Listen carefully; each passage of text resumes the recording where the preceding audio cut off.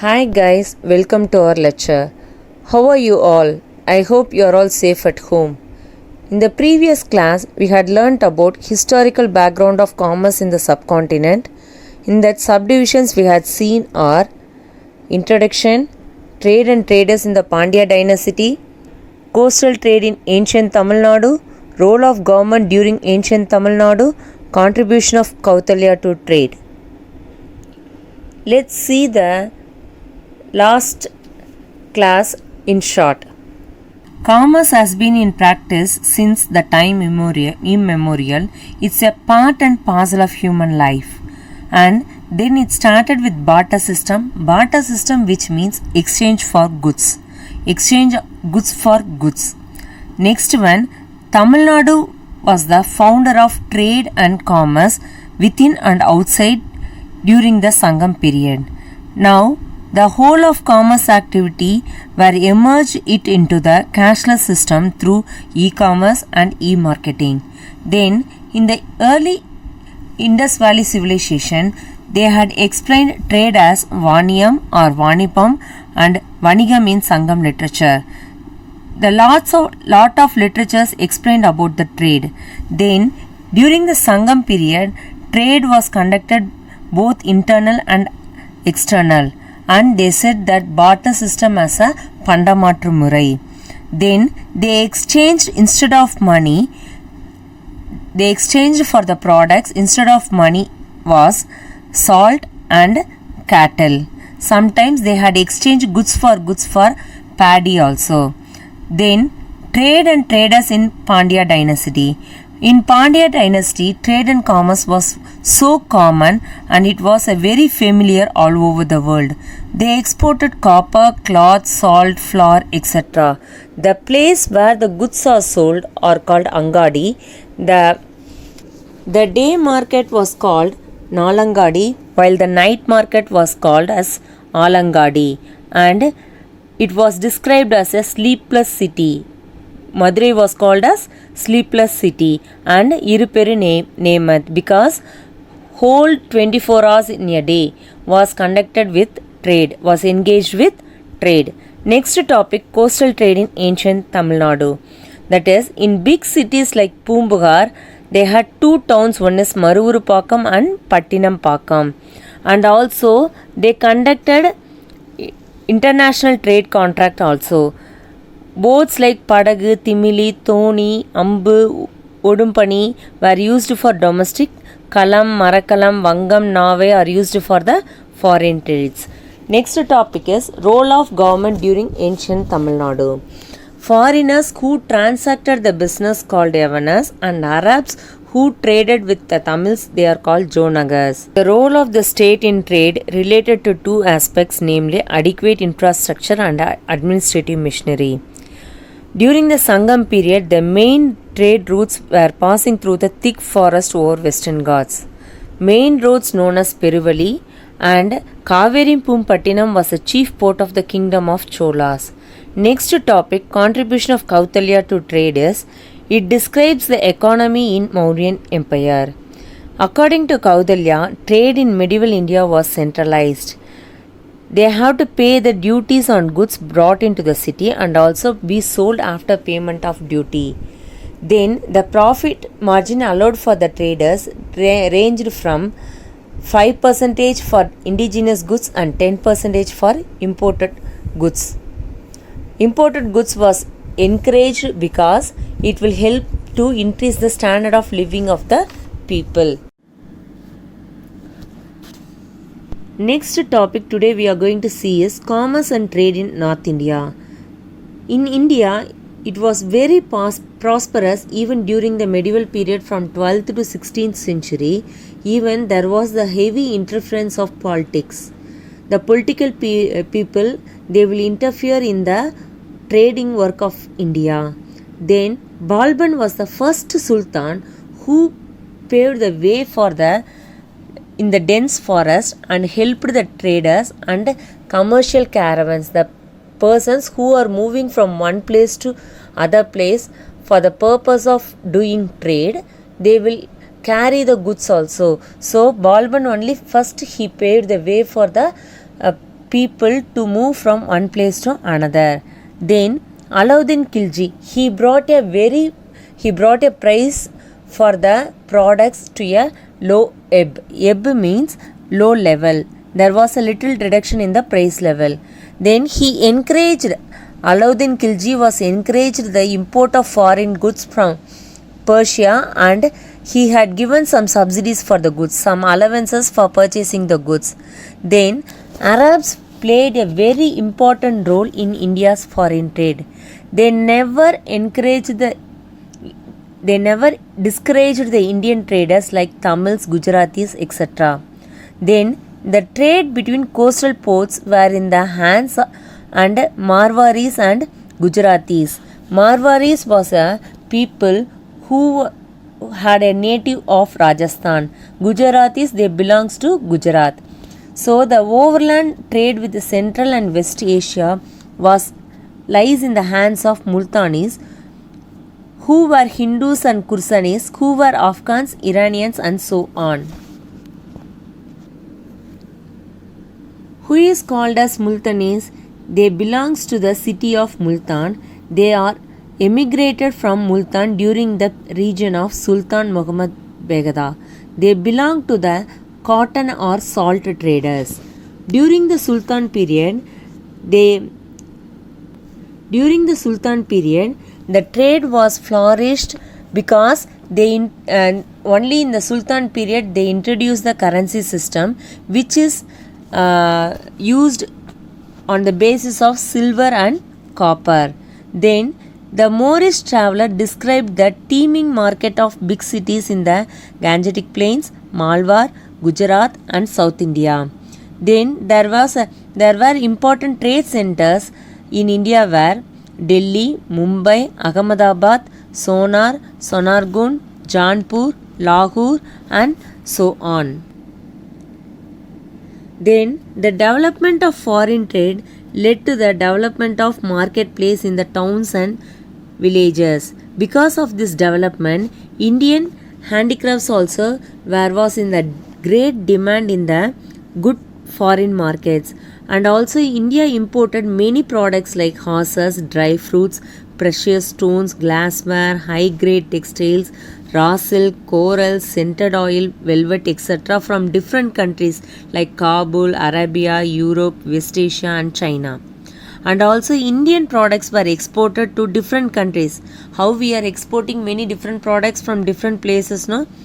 Like from Arabia we are importing the petrol, crude oil. Still now we are importing the products, and also some dry fruits, badam, then dates. All these products we are importing from Saudi.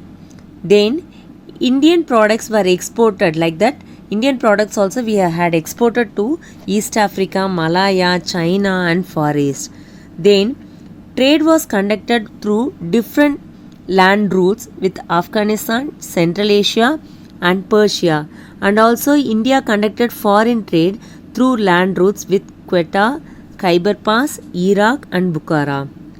Then the traders of Malabar, Gujarat, and foreign settlers in the ports of Calicut, Kumbat, Mangalore controlled a major business sector in port cities. So the traders from different places, for example from Malabar, Gujarat, and foreign settlers in the ports, some foreign people they were settled in the Calicut, Kumbat, and Mangalore because they were considered as a very important place. Along with that, in South India, that is mainly in Tamil Nadu, the southern Coromandel coast, mostly within the territory of Tamil Nadu state, is thick with history because that place is mentioned for Poompuhar. Many places along the coast were centers of international trade. It was flourished from 200 BC. In that place, that Poompuhar was considered as the second capital of Chola dynasty, and also it was a major center. That Poompuhar was a major center for the international trade with both eastern and western people. Here main exports from Poompuhar is silk. Next topic is trade with Rome, China, and Europe.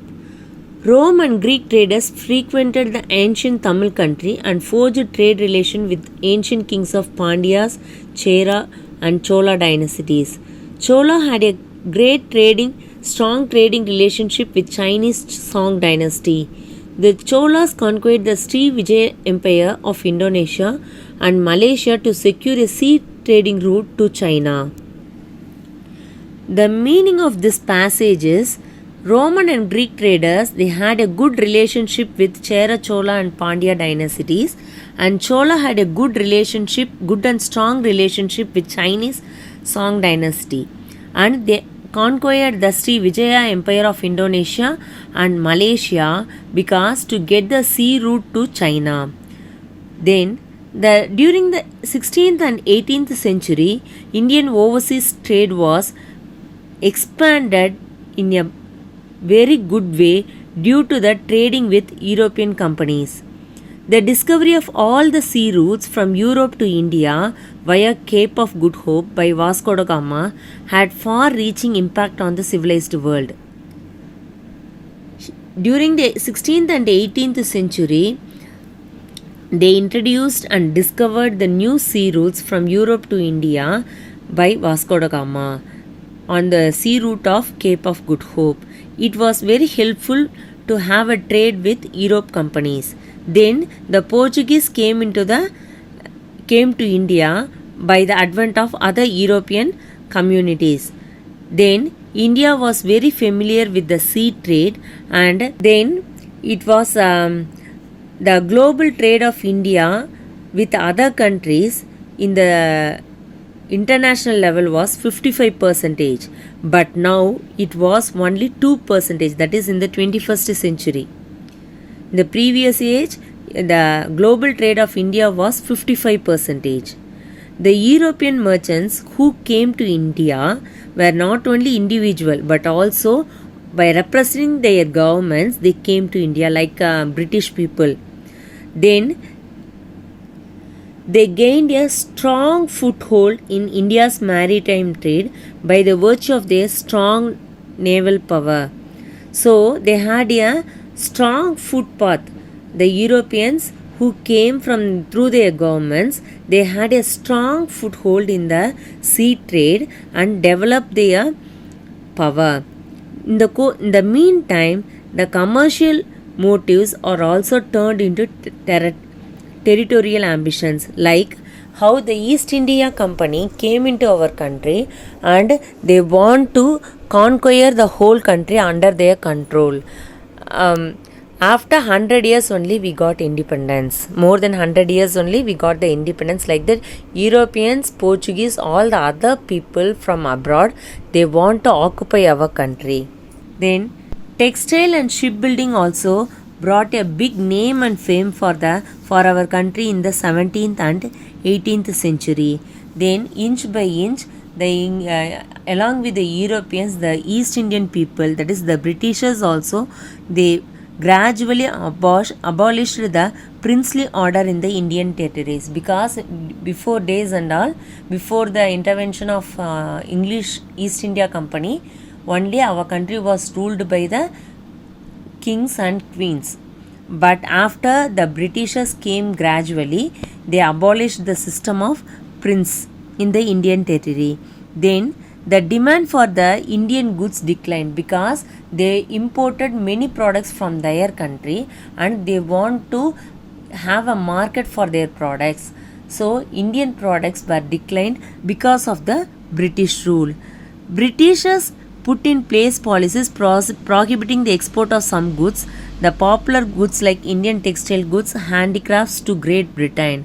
So they want to export the Indian textile products. Till now we are exporting some products for example, if you take Tirupur, our banyan materials, they are exporting to foreign countries and they just putting a brand and once again they are importing here with a huge cost. The same thing it was followed before days also. They want to export many Indian textile products and handicrafts to Great Britain.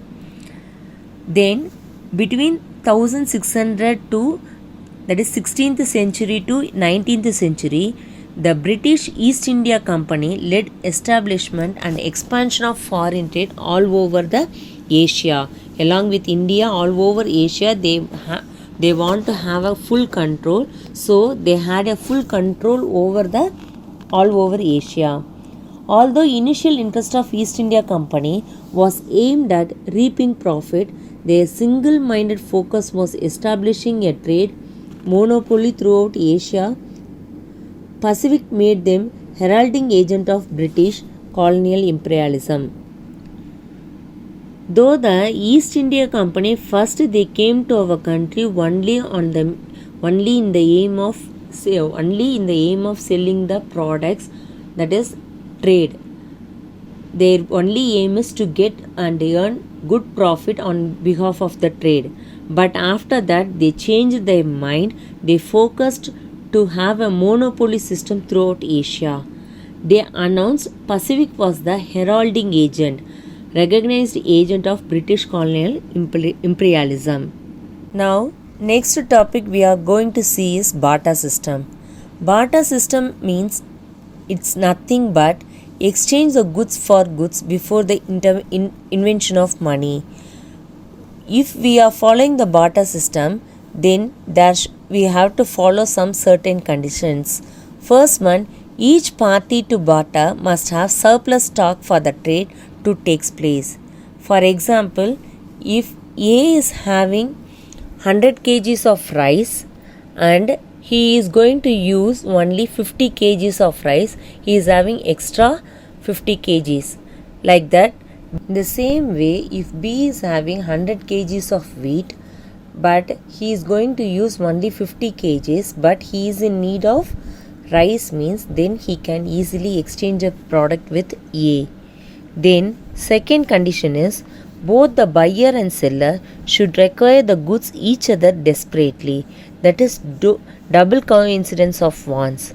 Both of them they are in need of products. Then only if A and B both are in need of, A is in need of wheat and B is in need of rice, then both can easily exchange the product.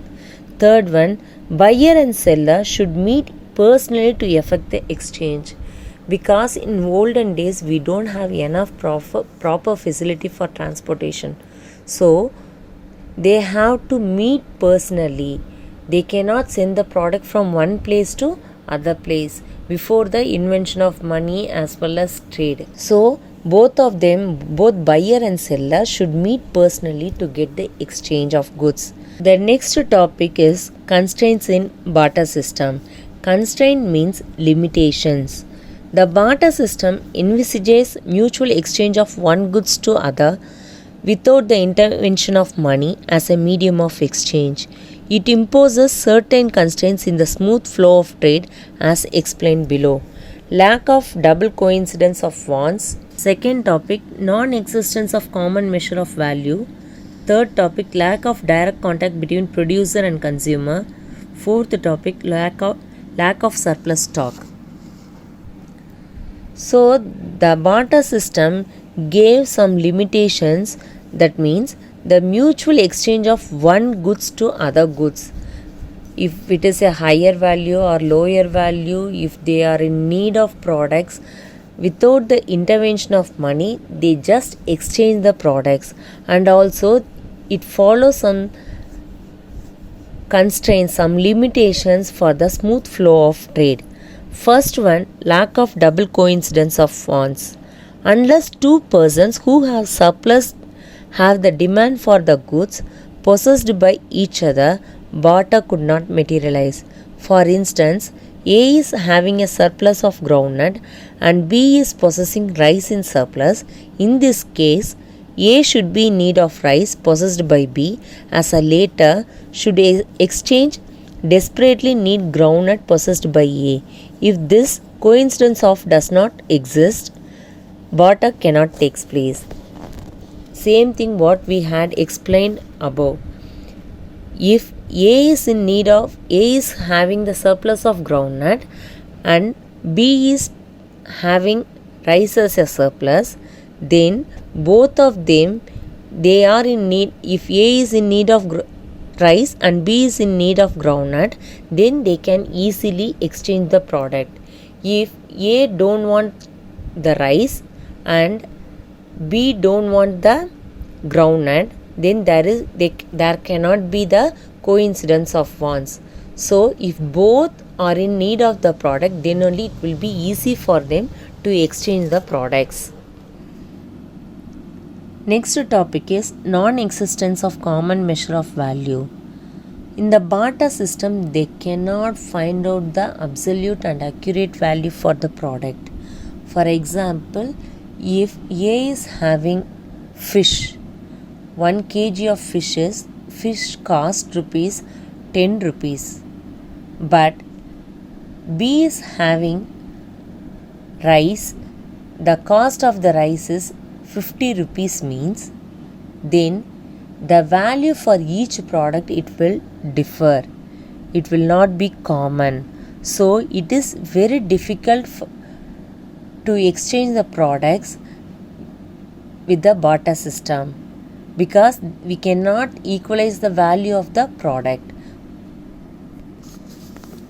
The next topic is lack of direct contact between producer and consumer.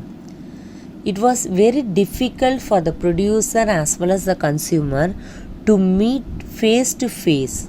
They cannot have a direct contact between the buyer and seller for exchanging of commodities. But in the barter system, if the buyer and seller they meet each other only, it is possible. But nowadays it is very difficult. For example, in Surat they are producing the sarees and dress materials, but they are sending the products all over India as well as to the foreign countries. So here they cannot able to have a direct contact between the buyer and seller. Next topic is lack of surplus stock. If there is not having the surplus stock, then the barter system is not applicable. If A is having 100 kgs of rice, but B possesses only 10 kgs of wheat, but B needs the rice, but B cannot able to purchase the product of rice because he cannot exchange the product. If he buy rice, he cannot give it back anything. So it is very difficult for the B to have a barter exchange of goods. Next topic is invention of money. After facing all the problems in the barter system, they introduced the money. Money as a medium of exchange. After invention of money also, that we had faced many problems, many hindrances in the smooth exchange of goods from place of production to the place of consumption, like place, time, risk, knowledge, finance, and so on. We can discuss about these hindrances later. Then the next topic is hindrances of commerce. First, we will come to know what is meant by commerce. As a commerce student, we must understand and know from where it is derived, how it came into existence, and how it was developed from the olden age to still now. So, commerce, C-O-M-M-E-R-C-E. It was an English language derived from the Latin word commercium, C-O-M-M-E-R-C-I-U-M.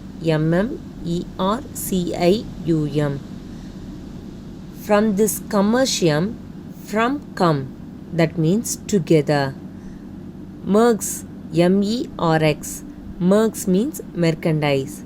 Then converted to French language to get the word commerce. Commerce, which means facilitating the trade or allowing for exchange of goods and services. Commerce was the word which was invented by Michael Aldrich. He was an English inventor, innovator, and entrepreneur. In 1979, He invented online shopping to enable online transaction processing between consumers and business or between one business to another. A technique is known as e-commerce. E-commerce is nothing but business to business, that is B2B, then business to consumer, B2C. Then, who is the father of commerce? Poseidon is the father of commerce. According to Greek mythology, reason is he is the god of the sea and it is used for trading. Trading is one of the important branch of commerce, so Poseidon is regarded as the father of commerce. So, commerce is derived from the Latin word commercium. From come means together, merch means merchandise. It was converted to French language to get the word commerce. It was invented by Michael Aldrich. Then, what does the word commerce means? Commerce is the conduct of trade among economic agents. Generally, commerce refers to exchange of goods, services, or something of value between businesses or entities. An interchange of goods or commodities, especially on a large scale or small scale or medium scale between different countries, that is foreign commerce, or between the parts of the country, that is within the country, that is domestic commerce. Trade, business, transport, warehousing, banking, insurance are some of the branches of commerce. To ensure the smooth flow of goods from producer to user with the help of aids to trade. What is the commerce full form? It is the exchange of goods and services in a large scale.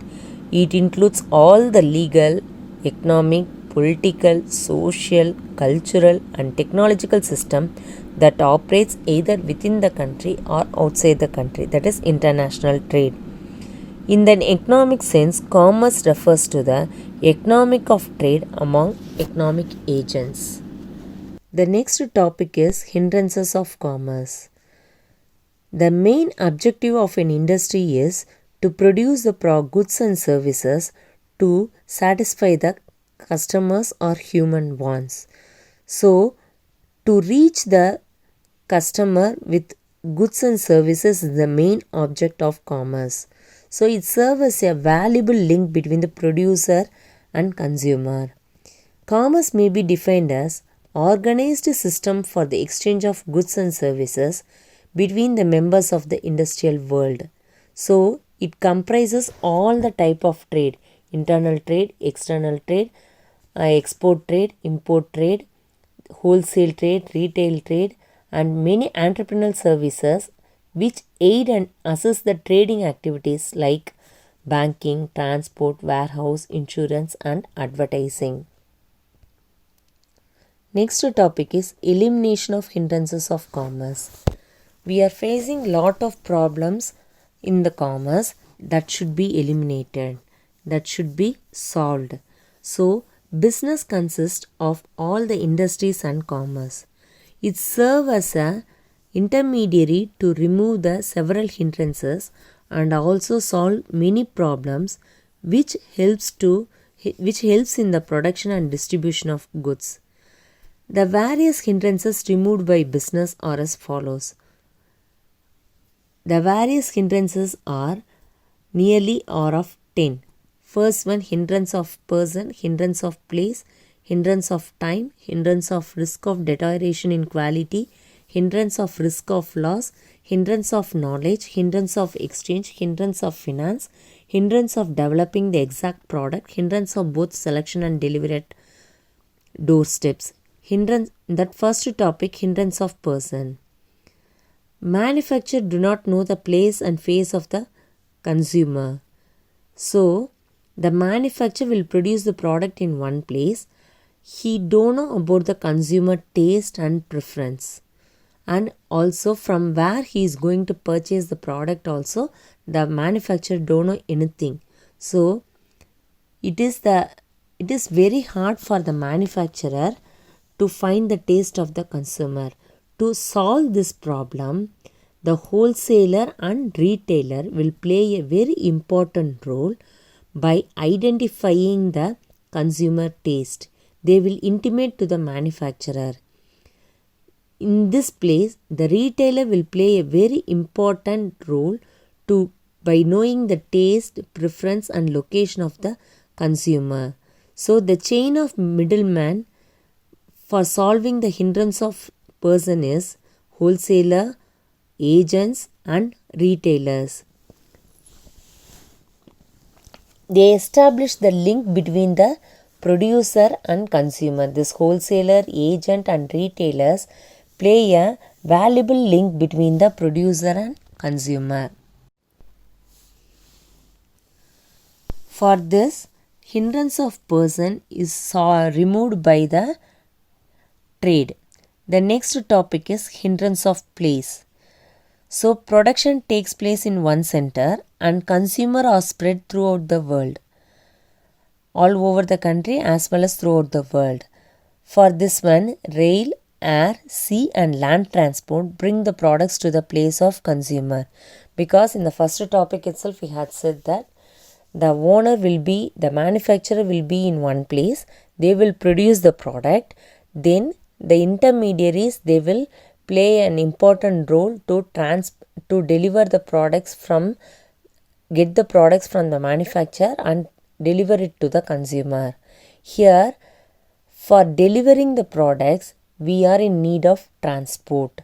So, rail transport, road transport, that is land and air transport will help us to deliver the products wherever the customers are, because the customers will be in different places all over the country as well as all over the world. So to reach the customers, this transport will play an important role for the hindrance of place. So commerce is considered as an important backbone of industry because it removes the hindrance of place and person. The next topic is hindrance of time. Consumer want products whenever they have money, time and willingness to buy. Goods are produced in anticipation of such demands.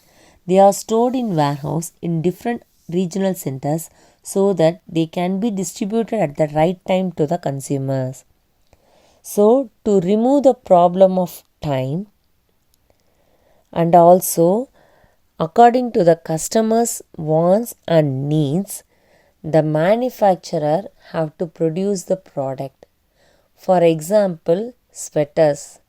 Only during the winter season, all the customers, they are in need of sweaters. But the manufacturer, they cannot produce the product only during that particular season. So the whole year they will produce the products and they will store it in the warehouse. And whenever the customers are needed, whenever the customers they have money to purchase the product, or whenever they are in need of the product, they can go and purchase it at the right time. For sending the product at the right time to the right place, this hindrance of time was removed by using the warehouse.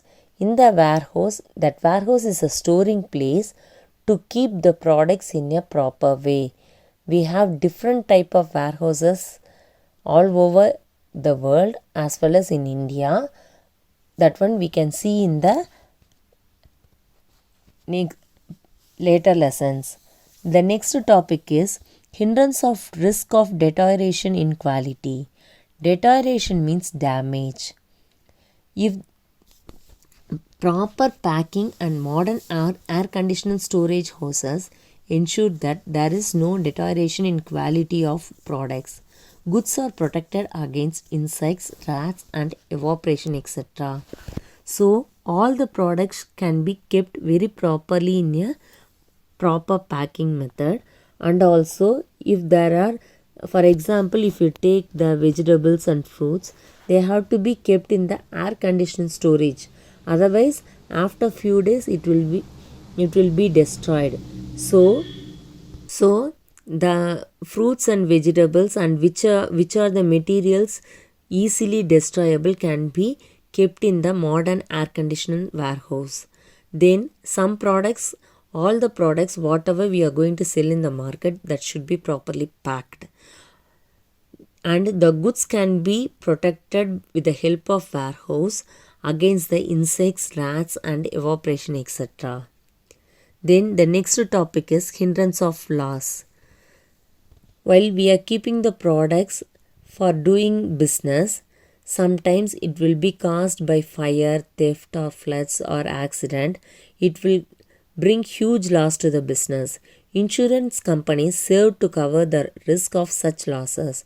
For example, if you are keeping 100 kgs of rice in the warehouse, because of sudden fire it was fully destroyed means, then the insurance company, if we had already paid the insurance money or we had applied for insurance means, they will pay the money. So it will be useful for them. It will remove the hindrance of loss. Next one, hindrance of knowledge. Advertisement and communication helps in announcing the arrival of new products and their uses to the people. Nowadays, we are very familiar with advertisement and communication. Without the advertisement, the product cannot be reached to the public very easily. It will take a long time. But if you give an advertisement or advertisement in TV or in the mobiles or in the mass media or through placards or cutouts, like that, if you give an advertisement or communication about the product, it will reach the customer very easily. Then the next topic is hindrance of exchange. Money functions as a medium of exchange and enable the buying and selling of any product or services by the payment of right price. Like barter system, if we exchange the goods for goods, then there will be a problem of value of the product. We cannot exchange the product without the value. So the products can be easily exchangeable by buying the product from the seller at what cost he is selling. For example, if the 1 kg of rice is 55 rupees, we can easily pay the money 55 rupees. But if we are in the barter system, it is very difficult to exchange the products for products. Then the next hindrance is finance. Hindrance of finance. Producers and traders may not have the required funds at the time of their need. Then the banks and other financial institutions provide fund and help in transfer of funds to enable the functioning of business smoothly. I think you are very familiar with the banks. Producers and traders, they won't have enough money all the time or whenever they are in need. So in that particular time, banks and other financial institutions, they are providing some loans, concessions, some subsidies, allowances, and also to transfer the money from one bank to another bank or from one person to another. So the banks remove the hindrance of finance. The next topic is hindrance of developing the exact product. Research and development helps in developing the exact product or services which can satisfy the specific wants of consumers and thus improve the standard of living of the people. If the manufacturer or producer, if they know the exact demand for the product which are needed by the consumers according to the taste and preference, whatever they are needed, if they produce that type of product, it will help the manufacturer to get more profit, and also it will help to improve the standard of living of the consumer. The last topic is hindrance of both selection and delivery at the doorsteps. E-commerce enable the consumer to select the product in the website place online orders, and make payment after receiving the product at the doorstep. You are very familiar with e-commerce. That is what nowadays whatever product we want, we can just search in the online, then order it in the online, then either you can pay cash on delivery or through credit or debit cards. So immediately within 1 or 2 days or within a week, you can get the product at the doorstep of your home. It is easiest method of getting the product through e-commerce. Thank you for watching this video. Have a nice day.